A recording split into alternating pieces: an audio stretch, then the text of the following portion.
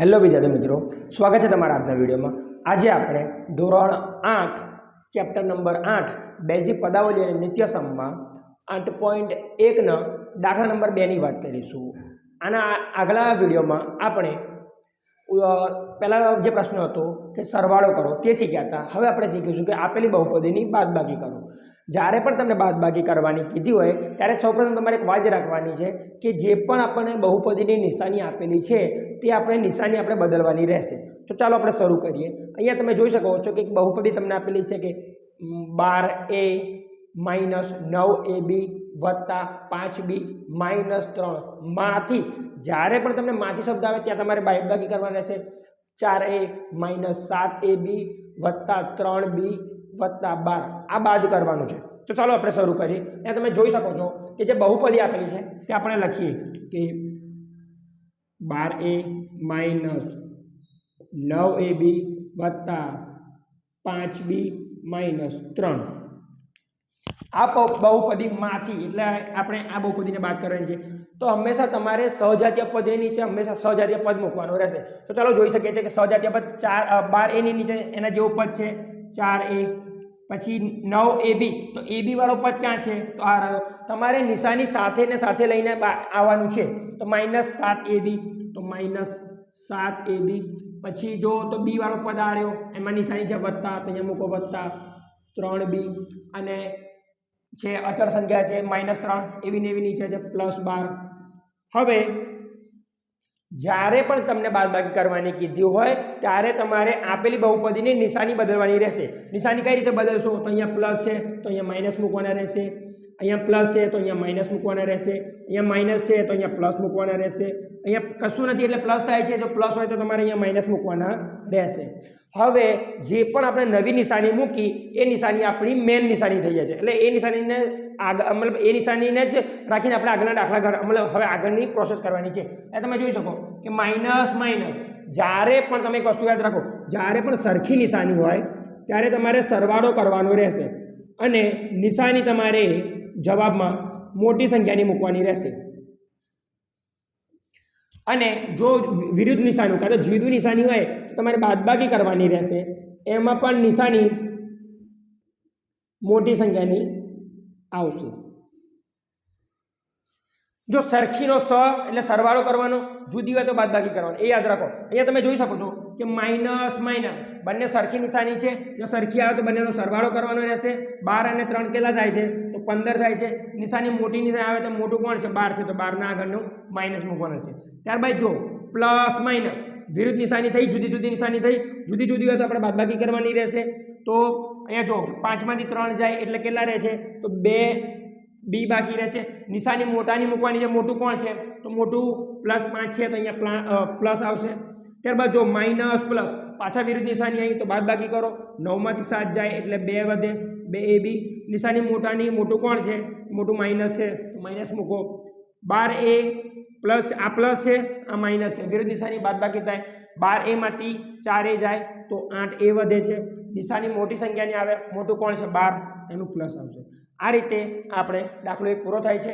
ત્યારબાદ આપણે દાખલા નંબર 2 માં જોઈએ તો આપણને કીધેલું છે કે 5xy minus 2yz minus 2zx વત્તા 10xyz માંથી 3xy વત્તા 5yz માઇનસ 7zx બાદ કરવાનું છે।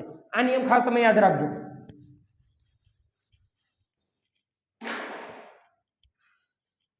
ચલો સૌપ્રથમ આપેલી ઉપરની બહુપદી આપણે લખી નાખીએ તો 5xy minus 2yz minus 2zx વત્તા 10xyz।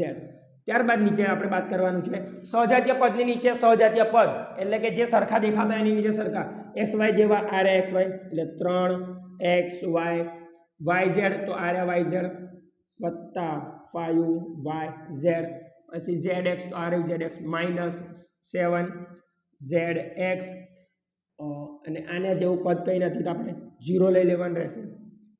ત્યારબાદ જ્યારે પણ બાદબાકી કરવાની કીધી તો આપણે નિશાની ચેન્જ કરવાની રહેશે।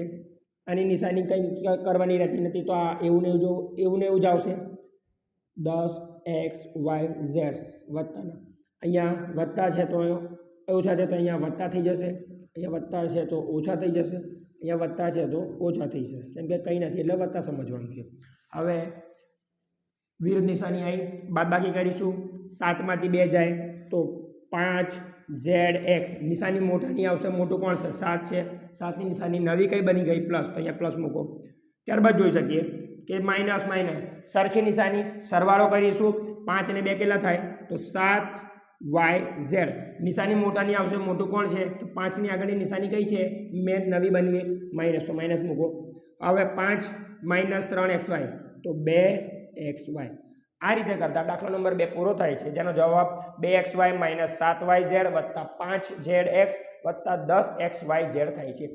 ચાલો આપણે દાખલા નંબર 3 કરીએ, જે ખૂબ ઇમ્પોર્ટન્ટ છે અને થોડો ભારે પણ છે.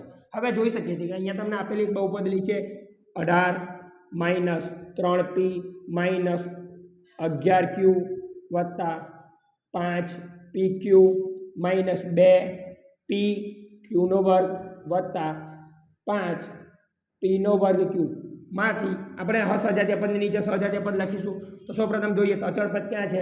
તો આ રહ્યું. તો અચળ પદની નીચે અચળ પદ લખો. અચળ પદ તમારે જોવાનું છે, માઇનસ છે તો અહીંયા માઇનસ તમારે ખાસ લખવાનું રહેશે. ત્યારબાદ P વાળો પદ ક્યાં છે? તો આ રહ્યો -8P. પછી Q વાળો પદ આપણે જોઈએ તો આ રહ્યો +7Q. ત્યારબાદ PQ વાળો પદ આ રહ્યો -3PQ. ત્યારબાદ PQ² વાળો પદ જોવા જઈએ તો આ રહ્યો +5PQ² અને P² વાળો પદ જોવા જઈએ તો આ રહ્યો +4P²Q². હવે બાદબાકીમાં નિશાની ચેન્જ કરીશું.